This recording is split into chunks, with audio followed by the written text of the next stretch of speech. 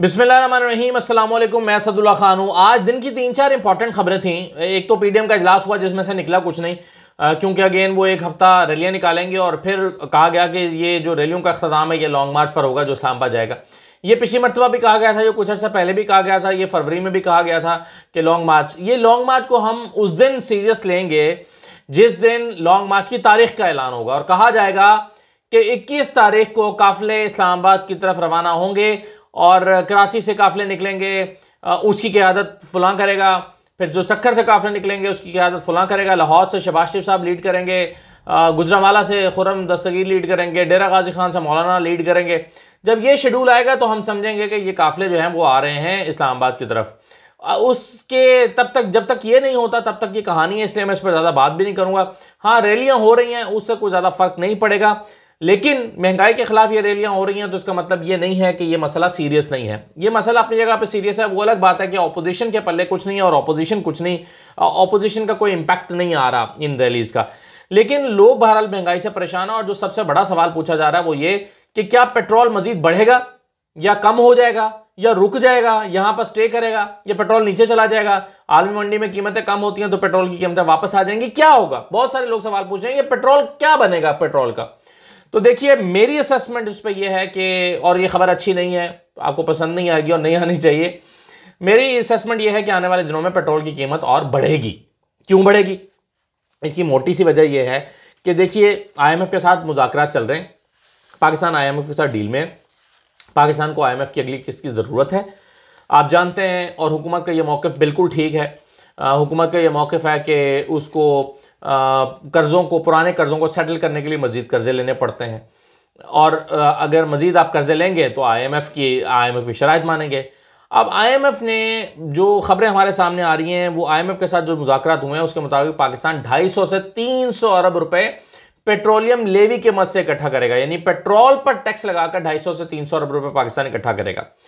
अब इसमें जब 250 से 300 अरब रुपए आपने इकट्ठे करने हैं तो आपको याद होगा कि कुछ दिन पहले हुकूमत ने ये कहा था, इस पर तमाम हुकूमत की तरफ से, ये बहुत सारे लीडर्स की तरफ से ट्वीट्स भी की गई थी और कहा गया था कि जनाब, जब पेट्रोल आलमी मंडी में कीमतें बढ़ी हैं तो हुकूमत के पास एक ही रास्ता है और वो रास्ता ये है कि हुकूमत पेट्रोलियम लेवी कम कर दे, टैक्सेस कम कर दे। और हुकूमत का ख्याल था कि हमने टैक्सेस कम किए हैं। वो लेवी जो पिछली हुकूमत के ज़माने में जो है वो 15 रुपये 20 रुपये या इससे भी ज़्यादा हो गई थी, उसको मौजूदा हुकूमत जो है वो 5 रुपये 62 पैसे पर ले आई, यानी हमने पेट्रोल पर टैक्स कम कर दिया। लेवी, पेट्रोलियम लेवी, यानी आप सादा अल्फाज में कहिए तो हुकूमत का कहना यह था कि हमने पेट्रोल के ऊपर टैक्स कम कर दिया। अब 5 रुपये 62 पैसे टैक्स कम हुआ, लेकिन अब हुकूमत ने इसको बढ़ा दिया है और इसको 4 रुपये बढ़ाकर 9 रुपये 62 पैसे पर ले गई है। अब जब पेट्रोलियम लेवी 9 रुपये 62 पैसे पर गई है तो पेट्रोल बढ़ाना पड़ा है। अच्छा, अब आइंदा दिनों में 5 रुपये मजीद बढ़ने जा रहे हैं पेट्रोलियम लेवी की मद में, तो ये पेट्रोलियम लेवी जो है ये 15 रुपये हो जाएगी। जब पेट्रोलियम लेवी 15 रुपये पर जाएगी तो जाहिर है कि पेट्रोल और महंगा हो जाएगा। अभी हुकूमत फी लीटर पेट्रोल से 21 रुपये अपनी जेब में डाल रही है, अपनी जेब से मुराद है कि कौमी खजाने में जा रहे हैं। तो 21 रुपये पर लीटर हुकूमत कमा रही है। क्यों कमा रही है? कि आपको टैक्सेस इकट्ठे करने हैं। अब 6000 अरब रुपए का हदफ इकट्ठा करना है हुकूमत ने इस साल में, और आईएमएफ का दबाव है कि ये आप पैसे इकट्ठे करें। अब वो मुख्तलिफ जगहों से इकट्ठे करने हैं, तो एक जो रास्ता है ये पेट्रोल भी है। तो पेट्रोल से जो है वो ये करके तो 250-300 अरब रुपए यहाँ से निकाले जाएंगे। अब एक और सवाल इसमें बड़ा इंपॉर्टेंट है, और वो सवाल ये है कि ये रातों रात क्यों करना पड़ा? यानी यकूम को बढ़ाई जाती हैं कीमतें। पहले तो ये होता था कि हर महीने की यकूम को बढ़ाई जाती थी या कम की जाती थी, फिर 15 दिन का रिव्यू आने लगा। लेकिन अब ये 4 या 5 तारीख को अचानक क्यों फैसला हुआ?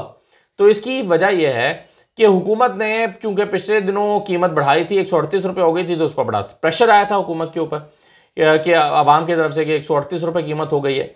तो फिर यकूम को जो समरी आई, हुकूमत ने उस पर कीमतें नहीं बढ़ाई। जब नहीं बढ़ाई तो आईएमएफ का दबाव आया और वहां पे जो डील चल रही है, आईएमएफ का ग्रुप नाराज हुआ और उसने कहा कि जी आपने ये सही फैसला नहीं किया, आपके पेट्रोल की कीमतें आपको बढ़ानी चाहिए, वरना आपके मसला कैसे हल होगा, आप कैसे पैसे इकट्ठे करेंगे? तो हम आईएमएफ की डील हम आपके साथ नहीं हो सकती क्योंकि आपकी इकोनॉमिक पॉलिसी ठीक नहीं है। तो आईएमएफ के उस दबाव को झेलते हुए फौरी तौर पर ये कीमतें, इसका इतलाक किया गया और पेट्रोल की कीमत बढ़ाई गई। तो ये जो आपका सवाल था बहुत सारे लोगों का कि जी अचानक ये 4 तारीख को जाके कीमतें क्यों बढ़ा दी गई, तो उसकी वजह ये थी कि IMF के साथ डील खतरे में पड़ गई थी। तो उस डील को सिक्योर करने के लिए, क्योंकि वो डील चल रही है, तो उस डील को सिक्योर करने के लिए रातों रात ये कीमतें बढ़ानी पड़ी, जिसको कहा गया कि मिडनाइट जो है वो रात की तारीकी में ये हमला किया गया, जो हमजा ने और बाकी लोगों ने कहा, अपोजिशन ने कहा। तो ये उसकी बुनियादी वजह थी। अब ये पेट्रोल जो है वो 15 रुपये लेवी के करीब होने वाली है, तो टैक्सेस यानी इसमें बढ़ रहे हैं और आने वाले दिनों में पेट्रोल और महंगा हो जाएगा।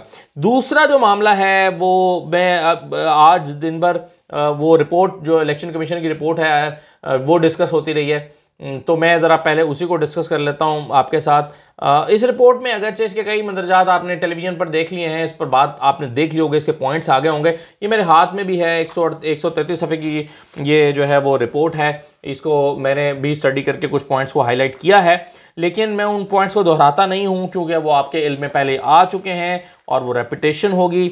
हाँ, ये बात ज़रूर है कि मैंने इसको 133 के 133 सफ़ात नहीं पढ़े, वरना मैं कोशिश करता कि आपके लिए कुछ नए पॉइंट जो हैं वो निकाल के सामने रखता और मैं पढ़ूंगा इसको। तो मैं आपके अगर मेरे इल्म में कोई ऐसी चीज़ें आती हैं जो अखबारों में रिपोर्ट नहीं हुई तो मैं ज़रूर शेयर करूंगा, लेकिन बहरहाल फिर भी मैंने पढ़ के कुछ पॉइंट ज़रूर लिए हैं और वो पॉइंट जो है वो आप टेलीविज़न पर देख भी चुके हैं। अब इसमें जो सबसे इंपॉर्टेंट चीज़ है वो है फिरदौस आशिक अवान का नाम आना, कि उन्होंने एक मीटिंग करती हैं वो एक जगह पर और उसमें प्रिजाइडिंग ऑफिसर्स को गैर कानूनी तौर पर गवर्नमेंट डिग्री कॉलेज में के प्रिंसिपल के दफ्तर में बुलाया जाता है और उनको हिदायत दी जाती हैं और हिदायत दे के कहा जाता है कि डस्कासिटी में 25% से ज़्यादा नहीं होनी चाहिए और बला बला बला। वो सारे पॉइंट्स जो आपके इल्म में आ चुके हैं कि 4:30 बजे पोलिंग क्लोज़ हो जाए और जब पुलिस कहे तो इसको शट डाउन कर दें, यानी पोलिंग रोक दें, यानी सिटी में ये उन्होंने प्रोग्राम बनाया फिरदौस आशिक अवान ने। अच्छा, अब इस रिपोर्ट के ऊपर जो है ना, इसके मंदरजात तो हमारे सामने आ गए और डिटेल से, लेकिन मैं इस रिपोर्ट के ऊपर कुछ सवाल उठाना चाहता हूँ और वो जो है वो सवालात जो है वो मैं आपके सामने रखता हूँ। मिसाल के तौर पे सबसे इम्पॉर्टेंट पॉइंट जिसमें मुझे इस रिपोर्ट को पढ़ने के बाद ये लगा है कि ये एक वन साइडेड रिपोर्ट है और यही नुक्ता जो है वो अली असद मलिक का भी है। जो मेरी उनसे फ़ोन पर बात हुई आज काफ़ी तफसील से, वो ये कह रहे हैं कि जी एक साइड का मौक़िफ़ दिया गया है, लेकिन जिन पर इल्ज़ाम है उनका तो मौक़िफ़ ही शामिल नहीं किया गया। हमसे तो पूछे नहीं कि हमारा मौक़िफ़ क्या है, हमसे भी तो पूछें कि हम क्या कहते हैं। यानी आप कोई भी रिपोर्ट जारी करते हैं तो फ़रीक़ैन का मौक़िफ़ लेते हैं। तो एक फ़रीक़ यानी जो आरोज़ थे उनका अपना मौक़िफ़ ले लिया, हमारा मौक़िफ़ नहीं लिया।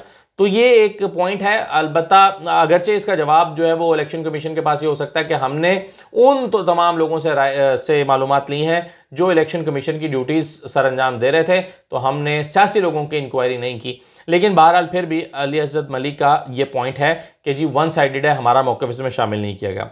दूसरा ये है कि इलेक्शन कमीशन ने जो पूरी चार्जशीट दी है जिसमें सैकड़ों निकात पर मुश्तमिल जो है वो ये रिपोर्ट है, इसमें इलेक्शन कमीशन ने अपनी टीम की तरफ भी बहुत सारे फिंगर्स पॉइंट किए हैं, बहुत सारे सवालात अपनी अहलियत के हवाले से भी उठाया है। यानी इलेक्शन कमीशन का अमला इस इलेक्शन को कामयाबी से नहीं करा सका, कई जगह पर वो फेल हुआ, कई जगह पर वो इसको जो है वो बतरीके एहसन सर अंजाम नहीं दे सका। तो इसका मतलब ये हुआ कि इलेक्शन कमीशन के अंदर ये अहलियत और सलाहियत नहीं है कि वो इलेक्शन को ढंग से करा सके, और इस रिपोर्ट ने बुनियादी तौर पर ख़ुद इलेक्शन कमीशन का भी भांडा फोड़ा है और उसकी सलाहियत पर भी बहुत सारे सवाल उठाए हैं। अच्छा, फिर अली असद मलिक ये कहते हैं कि कई एफिडेविट हमारे पास मौजूद हैं जिसमें जो मुख्तलिफ जो ज़िम्मेदारान हैं, आरोज़ हैं, वो ये कहते हैं कि इलेक्शन कमीशन ने हम पर यह दबाव डाला है इस इंक्वायरी के दौरान कि उनकी मर्ज़ी का बयान दिया जाए और इन लोगों को अपनी अपनी नौकरियों की फ़िक्र थी। यानी कोई टीचर है तो उसको टीचर अपने लेक्चरशिप यानी उसकी जो नौकरी है सरकारी नौकरी उसकी फ़िक्र थी। तो कहते हैं कि जी इलेक्शन कमीशन ने जो है वो लोगों पर दबाव डालकर उनकी मर्जी के बयान दिए हैं और ऐसे कई एफिडेविट्स हमारे पास मौजूद हैं, लोगों ने हमसे आकर शिकायतें की हैं। ये अली असद मलिक का कहना था जब मेरी उनसे फ़ोन पर बातचीत हुई है। अच्छा, दूसरा ये है कि एक बड़ा इंपॉर्टेंट क्वेश्चन इस रिपोर्ट के नतीजे में सामने आता है और वो क्वेश्चन ये है कि अगर इसमें ये साबित होता है कि बड़े पैमाने पर हेर फेर किया गया है। फरदौस आशिकवान क्रिमिनल एक्टिविटी में मुलव्वस थी, यानी इलेक्शन कमीशन के अमले पर दबाव डालने में मुलव्वस रही हैं, अपने इख्तियारात का नाजायज़ इस्तेमाल करने में मुलव्वस रही हैं। फिर कई ऐसे लोग जैसे एक फरखंदा साहिबा जो हैं, एक सरकारी अफसर जो है वो DEO हैं, डिस्ट्रिक्ट एजुकेशन ऑफिसर हैं, वो अपने इख्तियारात का इस्तेमाल करते हुए एक प्रिजाइडिंग ऑफिसर से कह रही हैं कि जी इस तरह से आपने इलेक्शन में धांधली करनी है। फिर रात को उनको एक डेरे पर ले जाया जाता है जहाँ पर अननोन जगह पर, वहाँ पर पहले से लोग मौजूद होते हैं, ठप्पे लग रहे होते हैं और इनके थैले में ज़बरदस्ती डाला जाता है।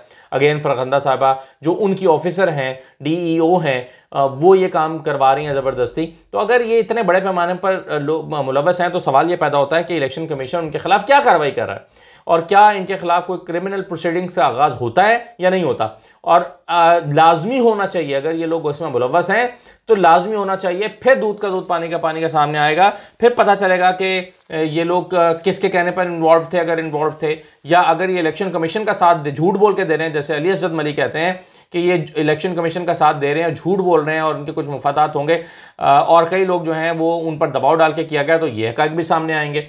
तो इनके खिलाफ क्रिमिनल प्रोसीडिंग्स जो है वो उसका आगाज़ करना चाहिए, क्योंकि ये बहुत बड़ा फ्रॉड है। अगर हुआ है, ये कौमी ख़जाने को नुकसान है, ये मेरे और आपके टैक्स के पैसों का नुकसान है कि दोबारा इलेक्शन हुआ और दोबारा इलेक्शन करने की वजह से करोड़ों रुपए दोबारा खर्च हुए, पूरी कौम का वक्त ज़ाया हुआ।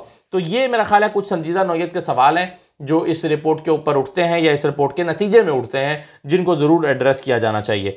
फिर आखिरी जो नुक्ता है वो मैं आपको NA-133 के हवाले से अपडेट करना चाहता हूँ कि NA-133 में क्या चल रहा है। NA-133 में जमशेद चीमा साहब जो हैं वो हिम्मत हारे पड़े हैं, अगरचे वो कैंपेन्स कर रहे हैं, लेकिन आज वो मेरे शो में थे, मैंने उनसे पूछा कि आपके ख़िलाफ़ आपसे गलती हुई है या साजिश हुई है, तो वो ज़ोर ज़ोर से हंसने लगे और कुछ देर तक हंसते रहे और हंसने के बाद उन्होंने जवाब दिया कि नहीं, साजिश इसको आप ना समझे, मैं इसको गलती ही कहूँगा।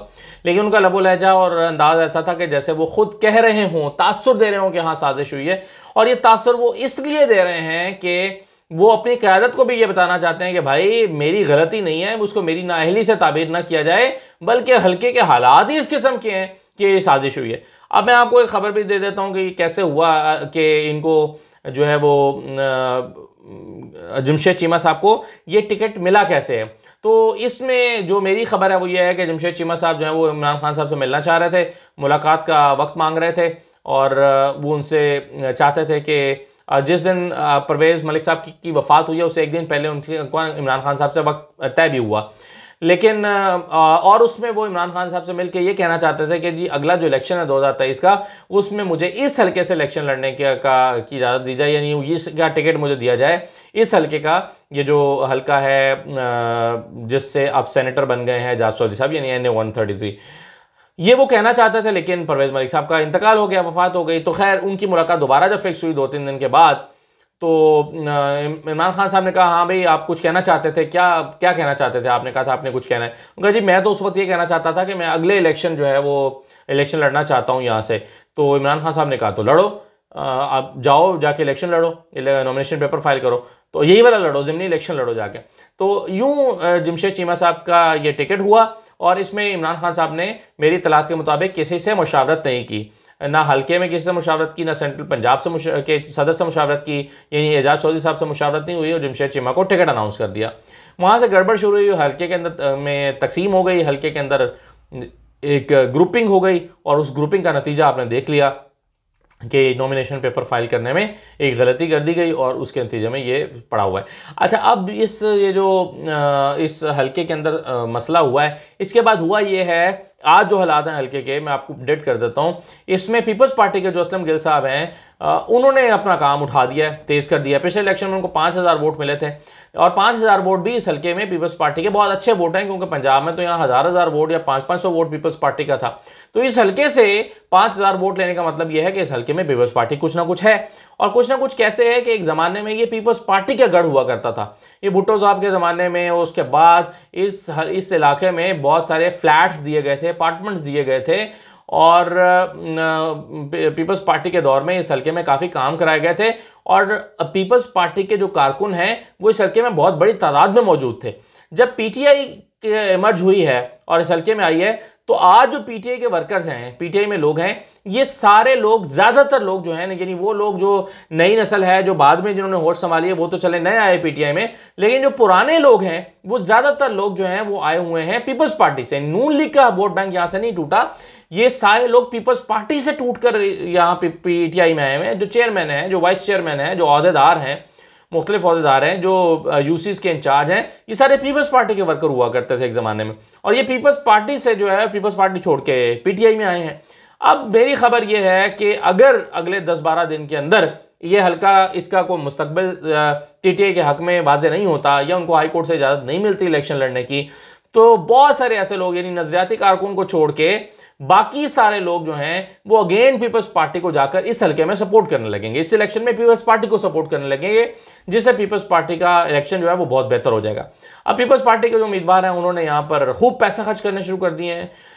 पीटीआई के जो मुख्तलिफ लोग हैं उनको करोड़ों रुपए की ऑफर्स की जा रही हैं कि आप पैसे लें और दफ्तर बनाएं। दफ्तर, आप जानते हैं इलेक्शन में जब आते हैं तो वर्कर्स को पैसे दिए जाते हैं कि इलेक्शन ऑफिस चलाएं, ऑफिस स्टैब्लिश करें, ऑफिस चलाएं, वहाँ पर रौनक मेला लगाएं, बिरयानियाँ बांटें, खाने खिलाएं, ज़रा ढोल ढमक्का करें, उसके लिए बजट मुख्तस किया जाता है। तो करोड़ों रुपए ऑफर किए जा रहे हैं पीपल्स पार्टी की जानिब से पीटीआई के कारकुनों के वो आएँ और आकर यहाँ पर उनकी इलेक्शन कैंपेन संभालें। और अगर अगले 10-12 दिन के अंदर अंदर जमशेद चीमा साहब का यहाँ से मामला क्लियर नहीं होता, तो ये सारे लोग, किसको बुरा लगता है कि वो पॉलिटिकल एक्टिविटी में पार्टिसिपेट करे और करोड़ों रुपए इसके हाथ से मुख्तलिफ लोगों में खर्च हो रहे हों और जो है वो जा रहे हों और उनका एक इलेक्शन एक्टिविटी आ रही हो। तो ये पीपल्स पार्टी जो है, अगरचे वो ये इलेक्शन जीत तो शायद नहीं सकती पीएमएलएन से ऐसी सूरत हाल में, लेकिन बहरहाल वो अपने इलेक्शन को बहुत बेहतर करने की पोजीशन में आ गई है और करोड़ों रुपए जो है वो खर्च करने की पोजीशन में है। तो ये चल रहा है जी NA 133 में जो कुछ अपडेट्स हैं मेरे पास, वो मैंने आपके साथ शेयर कर दी हैं। इजाज़त दीजिए, अल्लाह हाफिज़।